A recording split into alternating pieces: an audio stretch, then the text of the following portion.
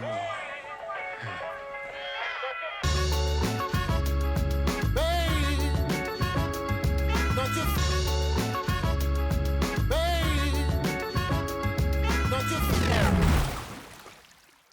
I'm curious, like when it comes to Dungeons and Dragons, when players create their own characters, when you've seen these games played out, say if they are, have you seen it the case where it might be a very shy person in real life, but their character is just a tyrant, basically, or like playing against their personality type in the game? Oh yeah, absolutely.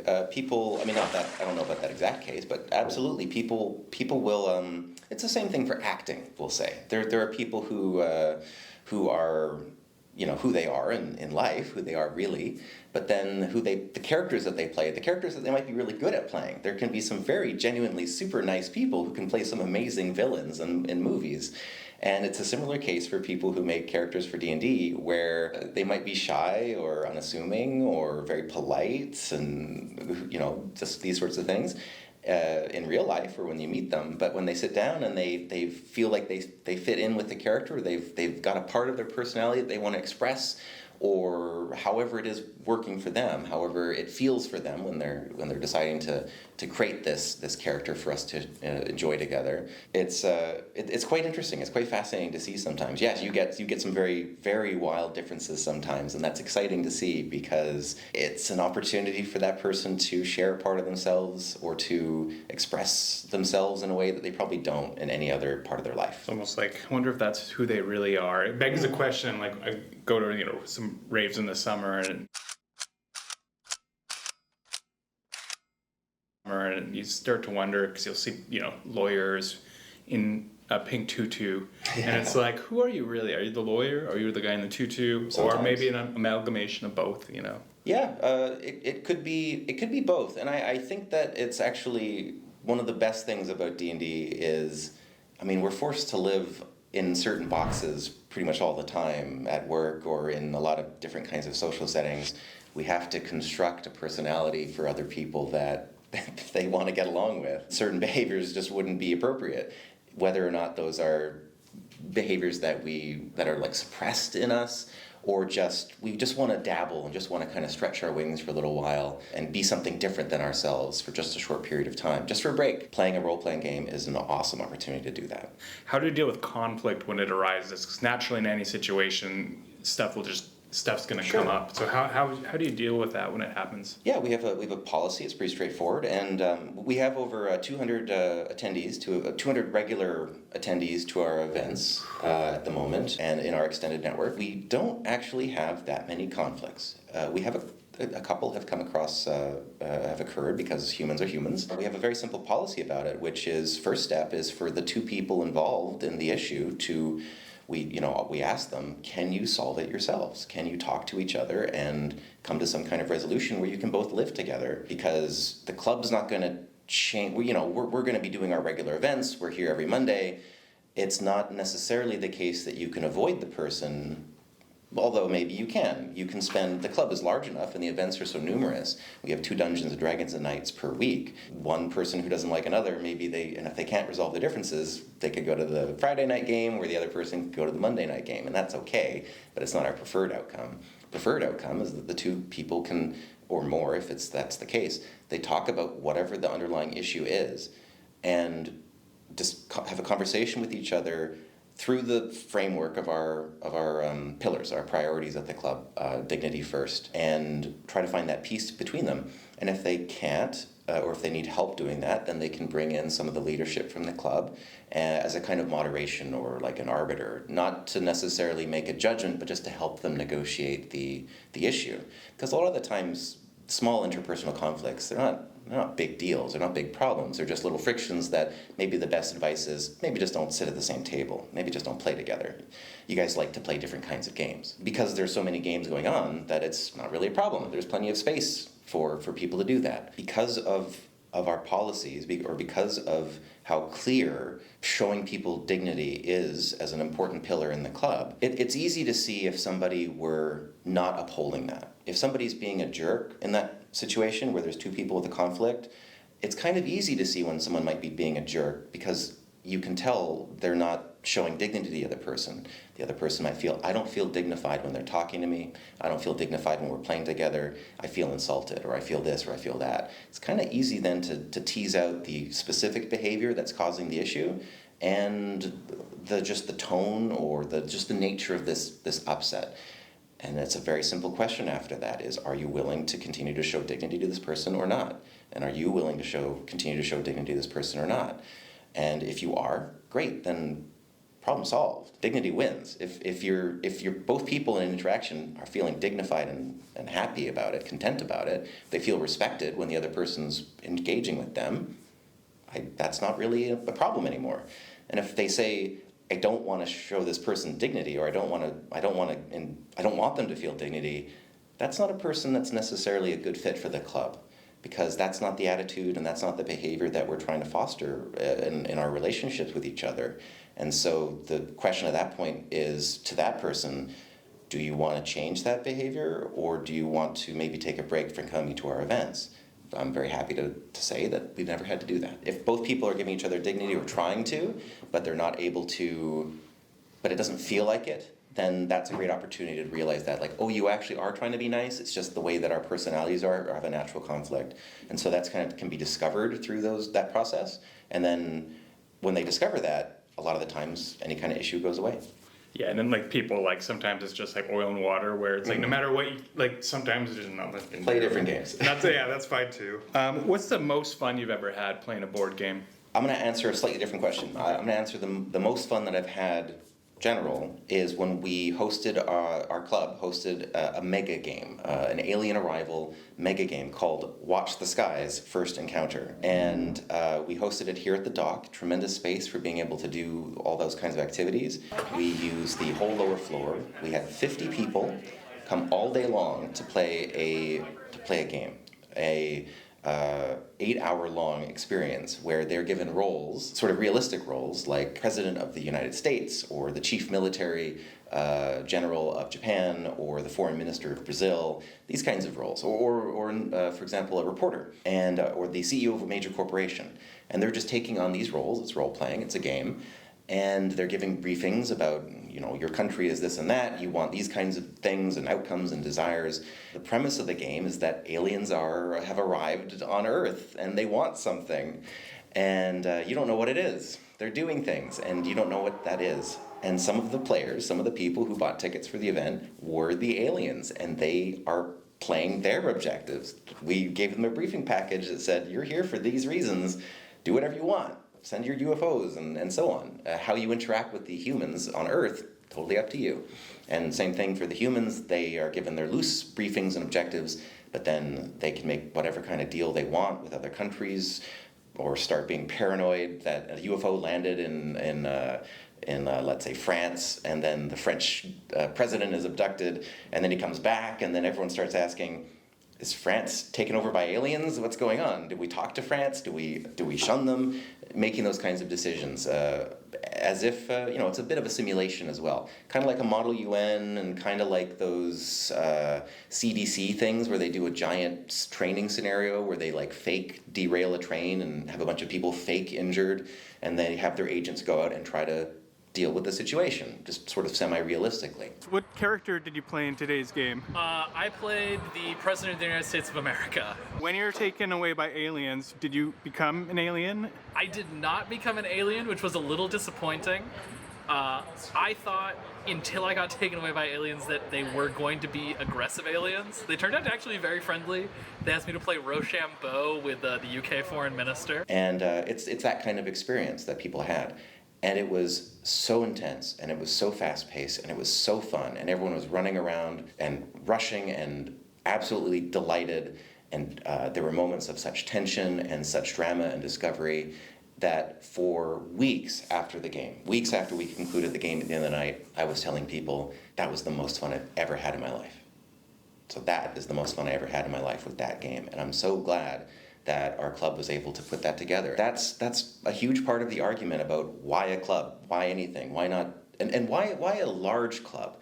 Why not just a board game club, or a D&D club, or a Blood on the Clock Tower Murder Mystery Night club, and just leave it at that? Why have a big club that does all these things and tries to do extra things as well? Well, it's because we can't do a giant mega game thing as just a small group, like a really small group of people with a small reach and a small connection with their community. But at that time, when we hosted the mega game, we had a huge network of people. We've got relationships with many places in Victoria, and many people who've come to our events, played our games. They know we're good. We put on a good show, and it's a great place to be. And so they knew when they bought a ticket that it was going to be fun, that it was going to be something interesting. We even had people come in from Alberta. They flew in from Alberta just to play in our game. I know, crazy, but they did, and they had a blast. We actually made a little bit of a splash in the mega game community, and I'm very happy and proud about that. Our director, Jade Campbell, she organized the whole thing, the whole mega game experience. We had I say she organized, she led the organization team. Attention, everyone to the main area, the press announcement. Everyone to the main area for the press announcement.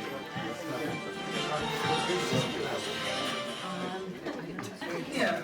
Okay, struggle for control ensues. 2 nuclear bombs launched at the U.S. and Russia have damaged the Earth-saving interplanetary missiles. Prior to this, we need to shoot these things down, U.S. head of state says about the imminent meteors. And we had many other people banding together, pitching their work together to be able to pull this off, because we had to print tons and tons of stuff and prepare a lot of documents, and we printed a giant world map that we put down, like a kind of Dr. Strangelove, How I Learned to Love the Bomb, kind of war room style map of the world that all the military leaders walked up to and they looked at, and they could see the UFOs flying around, and it's an important prop, but it was great. And the fact that we were a super club, that we host many things, that we have many people in the network, many connections, that is what made it so easy. I say easy, it was a tremendous amount of work, but it made it so successful. It made it so large, and 50 people is a ton of people to come out for this, for an 8-hour thing. Ticketed event, they paid to be there. There's been other mega games put on and tried to put on in Victoria that have had much less turnout, or that weren't able to fire because they just weren't able to attract enough attention, enough people. So why a club? Why a big organization? For this, so we can do that. I mean, continuing on from this, it's also one of our hopes, growing larger and larger. One of my personal objectives, one of the objectives for the club, is to continue to grow our membership, and to save up for a clubhouse of our own building, our own location, which we have control over, that we have access to 24/7, that we have key cards to. We distribute key cards to the members, that they can just take a friend who's visiting from out of town. They say, oh, we'll go down to the club. And they go to the club, swipe in, and they find lots of people already there, and they discover, a friend who says, oh, you're here, do you want to play a magic game? You want to play a game of cards? They said, oh, I've got my friend from out of town, and he doesn't have a deck, and I left mine at home. And they said, no problem, we've got some spares, come and join us and play. Have a drink, make yourself a cup of coffee from the espresso machine in the kitchen, or just sit down and hang out in the lounge and just chit-chat, or bust out a board game from the library. It's that kind of environment, that kind of space filled with those relationships, those ongoing relationships with the people in your community that we're striving to get to. And it takes, like the mega game, it takes a lot of work, it takes a lot of organization, it takes time, and it takes people. It takes many people contributing together. Our members provide dues to the club, $20 a month, that money is used to pay for the awesome space that we have access to at the dock, which enables us to do all kinds of other events and activities more often, and in a different setting than in the community centers which we've been operating in, and with awesome amenities, similar to what we want to get in the club. Comfortable seating, enjoy a private environment, coffee machines in the kitchen. That's great, that's really comfortable. I was playing a game, we were doing a Blood Bowl League, which is a little miniature Orcs versus Elves football miniature game. It's delightfully fun. But we're doing a league with some of our members, long-term members that I know personally, that I love playing with, people that I have relationships with. I'm not just playing the game, I'm playing with my friends. I was playing and my opponent was taking a while thinking through his turn because I had made a nice mess for him to deal with. And I said, I'm just gonna go make a cup of coffee. So I got up, went to the kitchen, made myself a nice little espresso, came back, he'd finished figuring out his turn. I'm comfortably leaning back and sipping my coffee, so civilized. playing our games together. It's those moments. It's the mega game. It's the pleasant, comfortable play with friends and people that are new friends or people that may be friends in the future, just new people in the club. That is the secret sauce that makes people come to the club and stick. They stay in the club because they can't get that anywhere else. You literally answered my last question, which was how would you like to see the club grow and evolve? So that's perfect. I'm curious, what was the outcome of the Alien game? Who won? Was it the aliens or the humans? I'm just going to say both, and I'm leaving it at that. No. Come on, Ryan. Come to the next one. We're going to be hosting another one. We're going to be hosting more mega games in the future because it was such a tremendous success and a little feather in our cap for the club. And it was so well received. We had almost unanimous 5 out of 5s on the survey coming back. One person had a suggestion, so it was 4 out of 5. But it was so much fun, and like I said, the most fun I've ever had in my life. And I just kept telling people I couldn't help myself. So we're going to absolutely be doing more. So I don't want to give any spoilers. I want you to come out. I want you to come out, and I want you to come out to the next one to play in it and to be surprised by the experience, because that's part of it, right? It's you being on the ground, making the decisions, and not knowing what's going to happen, not knowing the outcomes. That's that gambling aspect and rolling dice and playing a game like that. It's the surprise and the uncertainty in a safe, contained, simulated environment that is just delightful. I mean, if that's a good little promo there, I'll snip that off and send it to you because that's a sweet promo to get even non-gamers into the club. It'll be a Watch the Skies. Probably second encounter or something along those lines. We don't have a name for it yet, but we've done first encounter.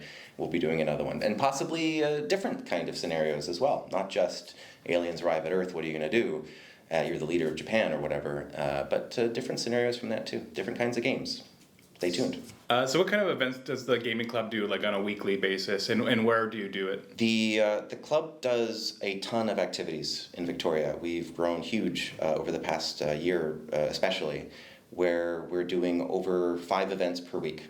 We've got Dungeons & Dragons on Mondays at Quadra Village Community Center. We've got members do whatever they want at the dock on Tuesdays. We've got board games at Quadra Village Community Center on Wednesdays. We've got board games at the dock on Thursdays. We've got D&D at Fernwood Community Center on Fridays. We've got Magic cards and Blood on the Clock Tower on Saturdays. We've got Blood Bowl League on Sundays, where people can paint or pit their teams against each other in a miniature battle game. All those things, plus we do a bunch of special events. We did a Halloween party this year at the dock with electro dance music, EDM DJs, and lasers and snacks.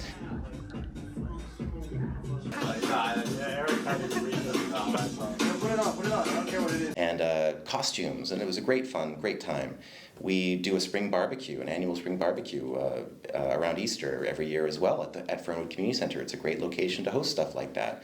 So we try to take opportunities to. We have the regular, consistent events for our members and for the community all the time, and we also have we try to make the opportunities for those special events where people can come together and meet the other people involved in the club that they might not actually know yet because they're doing totally different sides of the club. They're playing totally different games, but again, because we're a super organization, a large organization, and we do all these things, something like the Halloween party or the Easter party or the Easter barbecue means that you're going to meet people that you actually have something in common with, and possibly for the past year you've been both coming to the club, you just never met yet, and then that'll start a new relationship. So we're really happy about how those things are going. We're always on the lookout to add more events, so stay tuned. I don't know if you can physically add more if you wanted to. That's the best thing about it, is because we're a club, because we're a group, one person doesn't have to run all that stuff. I might lead the club, but I do not host every single event every single night. I would go completely crazy, I'm sure. We have wonderful people taking not only responsibility to run events, but also the lead to put on events that the club might not have done as its own initiative, but they wanted to do it, and the club wants to support them. Part of that empowerment I've been talking about. And so they have a chance to put on a cool event, host it, be in charge, and give a new thing for people to do, add to the richness and value of the club. Cool. And if you can only play one RPG for the rest of your life. Oh, no. Yeah, you knew this was coming. It's an awful question. Only one, which would it be? Oh, don't give me such questions. That's too hard to ask. That's too hard to answer. I mean, the easy answer is D&D, because what does D&D mean? D&D is like, yeah, it's a completely massive statement because there's so many different kinds of D&D, so many different editions, so many different versions. But I personally take a policy, or a philosophy is probably the better word for it, about D&D that they had at the beginning when Gary Gygax and so on were coming up with the game, is that every dungeon master, every table, it's a different game. Every dungeon master runs their own rules. The rules are all different because their worlds are different. The universe is different. The person in charge of that universe, the dungeon master, is a different person, is a unique person. So they're going to have a unique table, and they're going to have a unique game, and they're going to have unique quirks and rules and tweaks and preferences. And so that's my philosophy too, because that allows us to have the absolute most expression and creativity. So I will say D&D, I'll say Dungeons and Dragons, because that can mean anything. So I'm going to take what you were mentioning earlier with sort of listening to conversation and being able to sort of pull out, I probably have this wrong, not necessarily math equations, but I'm assuming the aliens didn't completely take over, and I'm assuming You want to know. humans were still alive. The aliens were maybe not hostile, and maybe there was some agreement. I'm just going to say both won. Ryan Czech. Everyone was a winner. That's corny. And I guess too, like obviously there's not a huge social media presence online for Galleon Gaming Club in terms of like personal photos and that. Is that, I'm assuming that's on purpose to respect everyone's privacy? Yeah, it is by design. I started the club in Victoria after I moved here, right around the end of COVID, or the beginning of the end when you had to start doing sign in to restaurants or whatever. I started the D&D program at the Fernwood Community Center, great community center that has provided their space to us for these 2 years, or nearly, I think, 3 years now. We started there once a week, Friday, and I showed up every Friday for a week to host things. And it drew people in. It drew people in, including people, Jade was someone who came to one of the first D&D, I think she came to the very first D&D night there at Fernwood. She's now one of the directors of the club. We started there, and after the success of that, when we grew to fill the space, then I knew we needed to expand, and I approached Quadra Village Community Center. And they were also very generous with their space, and because we're hosting an open drop-in event to the entire community, anyone can show up. They're very generous with the space and the terms. We have been running that program now for nearly 2 years, and we have had amazing turnout. We have had a record turnout of 43 people in that building in one night, from 6 to 10 p.m. on a Monday, playing D&D or another RPG. There's lots of different kind of games people like to play. 43 people is a tremendous amount of people to have in a room on a Monday night every week. That said, we don't have that many people every week, but it's absolutely been tremendous turnout, and it's wonderful beyond words when I see everyone gathering there before the games start. They show up a little early. I'm getting out the tea and the coffee and getting out the sugar cubes and little cups for people. And they just gather and mingle and talk and ask each other, how did your week go? Or how did that interview go you mentioned last week? Anything new in your life? Just catching up. It's got a real coffee and cookies after church kind of vibe to it. Just a little bit, just a taste of it. But it's that community of people that you see every week that is absolutely tremendous, and I do not see that recreated anywhere else. Just in that building and just in that room, just with those people. But it's not something it might be a secret recipe or a secret formula, but it's not exclusive just to these people, just to these 40 plus people that show up. I think anyone can do it. That kind of space and those kinds of groups can happen anywhere. A lot of people want that, and when they have it, they'll treasure it. So I hope to continue to expand the club and maybe reach out to more of the community centers in town to have more D&D programs for local communities, while still with the club supervising all of it and bringing people together in a big mixer of many different kinds of games where you can come and participate in a board game. Maybe you came for D&D, but you discover, there's board games, and you go to that and you discover different people, and you make connections, but they're not strangers. They're just other people in the club.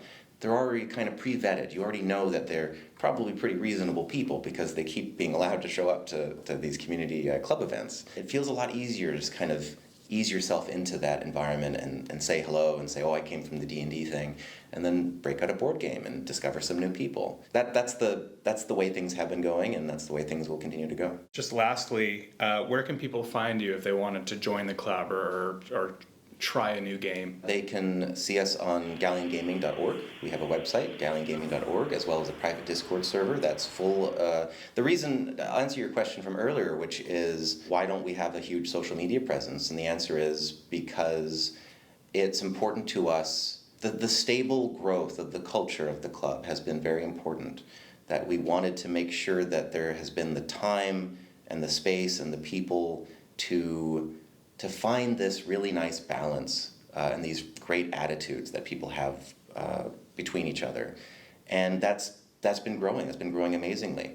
And so our approach is very much in person. We use Discord and some online things as a way of like a kind of a newsletter or a way to inform people of our calendar of events and that sort of thing, which is useful to get new people, but also to remind existing members of the schedule of the events and any changes, just so they're fully informed, and also to communicate with the members only group, the people who are paying to support the club, that they have a private place where they can give their feedback and shape the direction of the club and vote and do the behind the scenes things. After all, they're members, they're paying for it, it's their club. So it has kind of been closed off. We have been a little private. We're very, very open in our in-person events. When people actually show up, it's wonderful to greet and say hello and welcome people into the space. It's very important to make them feel very welcome. And we do that. You have to get in through the front door, I guess, before you get into the fun part of the club, the more private part. We are making ourselves more open, or like publicly open, visually open, a little bit more announcements of things, starting with our website, GallionGaming.org. We also have, and maybe one day we'll start to use Facebook and Instagram and these other things, but primarily I'd recommend, if you're curious to know more or to attend a club event, recommend checking out our calendar of events on GallionGaming.org or going to the r/D&D Victoria subreddit, where there's just a lot of great people in Victoria playing role-playing games, that a lot of news and information and offers for games take place there, and we also do promote our D&D programs on there as well. We are working on a new marketing push, a new marketing plan to make ourselves more widely known and announced. So you may, by the time this documentary airs, there may be a lot more things, a lot more ways to learn about the Galleon Gaming Club. Cool. And then do you just have any final thoughts or anything for people watching or listening? Yeah, I encourage you to get out there. I encourage you to go out into the world, into the community, to meet people, talk to them, to create your own third spaces. Go to your local community centers. Ask them just tell them you have an idea and you want to know if it's possible to use the space. Just focus on the value of what you're providing to other people. Focus on the reason why you're getting out there, not necessarily to make a group that's getting cash donations and it's a way to make money or something along those lines. But I would say what it means for those people, because I invite you to reflect on your own feelings, like the world isn't giving me what I need. There's no third spaces, there's no community. I'm not able to go out and play this fun game or do a sewing activity or book club or anything else that I wish I had the opportunity to do. Maybe my city doesn't have one, or maybe the one that currently exists just doesn't feel right for some reason. You should get out there and make one, or go talk to people that also want to make one and then do it together. There's a little bit of hard work to consistently showing up. Is, I would say, the most important part of that process. Show up every week, even when you don't feel like it, even when you'd rather stay at home and be under a warm blanket in these cold seasons, and just not, because it's easier. I would say do that extra little hard thing to meet people in person, keep showing up to let those relationships solidify, and then rely on them, trust in them, and use them to do a little bit more, and encourage them to do a little bit more too. Because I think if we all pitched in a little bit into making our community better, we'd have a really, really, really great community. Why do you think community gaming is important, and why do you like it? I love that it brings so many people together. I have at least 10 people in there that we're very close friends, but we just don't have time to see each other all the time. And an event like this brings people together, and it's a chance to see friends that you haven't seen in a while. In the age that we're in, there's this loneliness epidemic across all boards, and people aren't really talking to each other, and it's very isolated. We're in a very isolated society right now, I find. And things like this, where you're just getting together for 8 hours to goof around and pretend to be dealing with an alien invasion. And I think for gaming, it can be often like a very solo thing, a very like lonely thing almost. And I think it creates this really cool social space, and it really great where everyone's like really dedicated to creating the best experience. I think it's so good to foster community, especially in Victoria. People who do like these kinds of board games do get to play these kinds of board games. It's awesome to just interact with people and have these social spaces and third spaces and amazing time to just spend with people in a very non-work centric or non-school centric way. It just brings people together, has people engaged, and I think it's a great community event to have people to socialize together. Fairly introverted, so having avenues like this to meet and talk to people are not too formal. It's very casual. It's easy to engage with people. We're done. All right. Thank you. That was awesome, Ryan. You're really not gonna tell me? Nope. Dude, Nope. come on. Come to the next one. Can you at least, was it some form of compromise? Because that had to have been if they both won. Lips are sealed. Fine.